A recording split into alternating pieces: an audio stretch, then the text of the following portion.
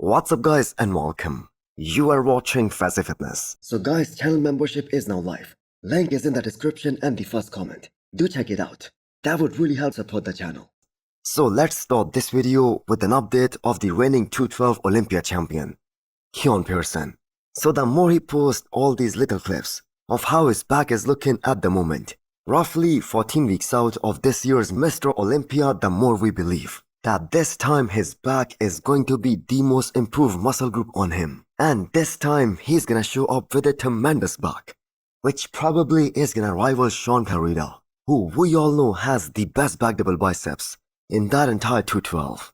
And the reason being, back was that one area where the judges wanted him to improve, and that was the area where he had the most margin in terms of improvements. So another full year dedicated by Keone in that improvement phase in the growing season, with the sole purpose of making his physique look even more invincible to defend his 212 Olympia title. And let me say this right now, unless something terrible happens, this will most probably be the most dominant performance of the Olympia weekend this year, just like it was last year, where guys like Sean and Angel Calderon, they were all fighting for second place right from the get-go. So Keone's shoulder to waist ratio, that is absolutely nuts. That is so unreal, and he isn't even flexing or posing at this point. Plus, the overall muscularity on him, that also looks so much improved. So, if I'm not mistaken, Keone was just shy of 200 pounds on the stage last year. So he had about 12 more pounds to go before he hit the weight cap for the 212. And judging by his physique updates, he for sure will be a few pounds heavier compared to what we saw from him last year.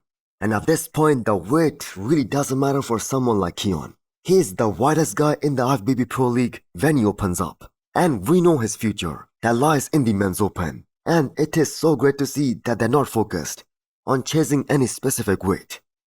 Him and his coach Patrick Tour, they have done such a wonderful job together. So Keone is going to continue to put on more muscle, more quality mass in a slow and a steady manner, and make sure that his waistline, that remains the same, while getting bigger and while getting ready to make his pro debut in the men's open.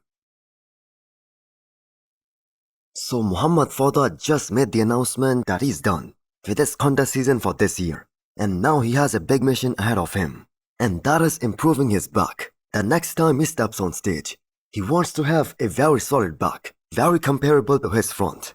And honestly, if Muhammad Foda was just slightly better in terms of his back at this past Dubai Pro show, he could have been a lot higher. And the man looked so complete and so competitive from the front, and that too against all the guys, including Behrouz Tabani, William Bonac, Antonio Burton. So if his back was better, he certainly would have placed a lot higher than 5th. And if you look at the first initial call out, the judges had him right next to Behrouz Tabani, and they kept him there for a full round of posing until they compared the backs, where Foda was nowhere close to either Behrouz Tabani, William Bonac, or Antonio Burton. And we also heard from William Bonac that Foda was so good that he could have beaten Nathan Diasha too. So Foda dropped some new physique updates 2 weeks after Dubai Pro event, and the man is still looking very tight, and rightfully so. I mean, he just competed, so the width in that front lat spread, that is so goddamn insane.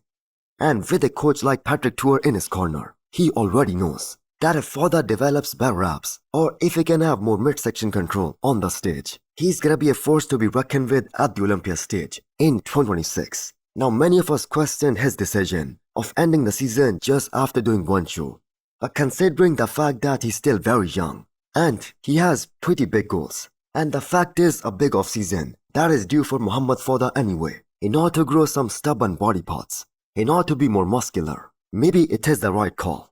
Now one thing you can say about Foda is that he's a highly driven individual, and he lives a bodybuilder's lifestyle 24/7, 365 days a year, and he has got the genetics and everything to be in that Olympia top 10 at the very least. Or I'm gonna go as far as saying this, he can easily be in that Olympia top 6 in the very near future. Next up, we have a 4 weeks out physique update from Patrick Moore. So he's doing both Tampa Pro and Texas Pro, and honestly, people would not have considered him any kind of threat for the top 3 at that show if he did not show up looking close to his 2019 Mr. Olympia look, and that happened about 6 weeks back at this year's Legion Sports, where the man really shocked a lot of us by placing second behind Tonio Burton. Now, Tonio Burton obviously won that show hands down with perfect scores, and rightfully so. But Patrick was able to beat some good guys that he just wasn't supposed to beat at that show. Like for instance Bruno Santos, Leandro Perez, and I'm gonna put Florian Pearson in there too. And the thing is, nobody predicted anything close to that, especially after what happened at the Arnold Ohio first, and then what happened at Cali Pro. But the man really shocked us all by bringing one of his best looks at this year's Legion Sports. Now Patrick did put on some comparison pictures from 2019 Mr. Olympia to this year, and looking at those pictures, it's pretty clear that he did make some gains, but the competition he was up against, they got better so much faster than him. They improved at such a fast pace that Patrick just could not keep up. And not just that, if we take a look at some of his showings other than the Legion Sports, he was pretty much off in almost every one of them. In the past couple of years, he never brought the good enough conditioning the way he did at the Olympia back in 2019 and the way he showed up at the Legion Sports this year. Now the competition at both the shows, the Tampa Pro and Texas Pro, that is gonna be very hard, because we're gonna have so many guys in there like Justin Shire, Quentin Beastwood, possibly John Jewett, John Del Rosa. We saw Jordan Hutchinson looking so damn good leading into that show. But that being said, Patrick Moore could be one of the favorites to be as high as top 3, or who knows, maybe he can even win that show if some of these other guys, they coming off. So he has qualified for the Olympia not once, but twice. Now Patrick surely won't be the biggest guy on the stage, but he will be among one of the most prettiest and one of the most aesthetic guys at both Tampa Pro and Texas Pro. So let's see how much better he can be compared to what we saw at the Legion Sports. So next up we have a 5 weeks out physique update of Jordan Hutchinson. So he's turning out to be one of the most exciting talents who's gonna step on this year's Texas Pro stage, maybe at Tampa Pro too. But as of right now, he might do the Texas Pro as his first show of the season, because that's what the most recent post says. Previously he was aiming for Tampa Pro too, and based on the kind of condition that he's holding on to at 5 weeks out, I think he should not miss the chance of competing at the Tampa Pro too, because both the shows, they are just 1 week apart. So the man is digging pretty damn deep, and every week he's bringing out more detail and more separation. The chest striations are looking totally insane, and we really wanna see how much bigger he's gonna look this time around compared to what we saw at Texas Pro last year, where he placed second behind Andrew Jack. But he kind of got overshadowed because of that amazing performance by Andrew Jack. So Jordan dedicated this entire year to focus on getting bigger, putting on more muscle, and he touched his heaviest ever off-season weight. And it's so nice to see him coming down really fast, and the fact that his waistline, that looks the same as it was last year, with things like his back, they look tremendously improved. That is a big win for him. So just 2 shows left in the US for this year's Olympia qualification, Tampa Pro and Texas Pro, and to have a shot at the Olympia qualification afterwards, some of these guys, they're gonna have to compete overseas.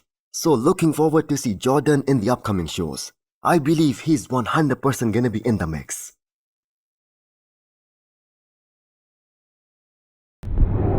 Next up we have the physique update from Ali Edward. So he was that one guy who was being considered the dark horse at this year's Dubai Pro Show, but he placed exactly where he did last year at the same show, behind Rubiel Mosquera. And it wasn't like he only looked awesome. In those Instagram pictures leading into that show, they 100% nailed that peak, and he looked amazing on the stage too. And Ali not only was bigger than last year, he was overall in a much better condition. So why he did not place any higher than that? Well, there is a very simple explanation there. Dubai Pro was probably the 3rd most competitive show of this year, and there were better and more complete physiques on that stage, and majority of them, they brought their A game. That being said, the sad thing for Ali is that he was willing to compete in other shows like this weekend at Portugal Pro. But as per Nathan Diasha's story, that indicates that he could not travel because of some visa problems. Now this was a lineup where Ali would have had a solid chance of making it into that top 3 or maybe top 2. But sadly, he just won't be there. I hope Ali has more time to pursue bodybuilding at the highest level. We do not know what his age is at this point, because he doesn't seem to be missing anything. He's very round, very dense, he needs more detail in the hamstrings, and we know that is gonna come with time. But let's just hope that we get to see him compete more during this season. So hit the thumbs up button if you liked the video, and smash the subscribe button if you wanna come back for more. Thanks for watching.